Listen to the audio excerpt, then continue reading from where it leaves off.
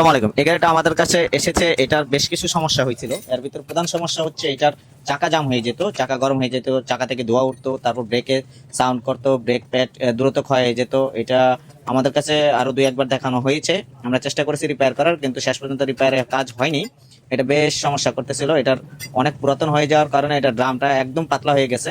Drum সহ break cylinder, break যে wheel cylinder থাকে এটা আমরা চেঞ্জ করে দিতে হয়েছে। চেঞ্জ করার কারণ ওনার গাড়ির চাকা জাম হয়ে যেত, ধোয়া উঠতো চাকা থেকে, প্রচুর জাম হয়ে যেত, গাড়ি ভাগতো না, অনেক ধরনের সমস্যা। এই হুইল সিলিন্ডার, ব্রেকের যে হুইল সিলিন্ডার গুলি থাকে এগুলো যদি সমস্যা হয় অনেক ধরনের প্রবলেম গাড়িতে দেখা দেবে। আর ভিতরে প্রধান সমস্যা চাকা জাম হয়ে যাবে, তারপর হচ্ছে ব্রেক প্যাড দ্রুত ক্ষয় হয়ে যাবে, সাউন্ড করবে ব্রেকে, অনেক ধরনের সমস্যা। এখন যেহেতু বৃষ্টির সিজন এই কারণে এইগুলির সমস্যাগুলি একটু বেশি হচ্ছে।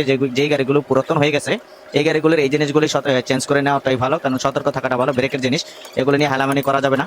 তো এই কারণে আমরা এই গাড়িটা আসার পরে ডিস্ক, ড্রাম যেটা আছে, হুইল সিলিন্ডার কমপ্লিট এবং হচ্ছে মাস্টার সিলিন্ডার সহ একদম কমপ্লিট চেঞ্জ করে দিয়ে নতুন অয়েল ঢেলে একদম কমপ্লিট করে ক্লিয়ার করে দিয়েছি। এখন আলহামদুলিল্লাহ খুব কন্ডিশন, ফ্রেশ কন্ডিশন হয়ে গেছে গাড়িটার ব্রেক সিস্টেম। যেহেতু এটা 25 থেকে 30 বছরের পুরোনো গাড়ি, আপনাদের যাদের গাড়ি এই ধরনের সমস্যা আছে অবশ্যই এগুলো দ্রুত চেঞ্জ করে নিন। ব্রেকের জিনিস রাস্তাঘাটের ব্যাপার, এগুলো যদি একবার ডিস্টার্ব দেয়, ব্রেক ফেল হলে কিন্তু আপনার সারা জীবনের কান্না হয়ে দাঁড়াবে, গাড়ি অ্যাক্সিডেন্ট হওয়ার সম্ভাবনা থাকে।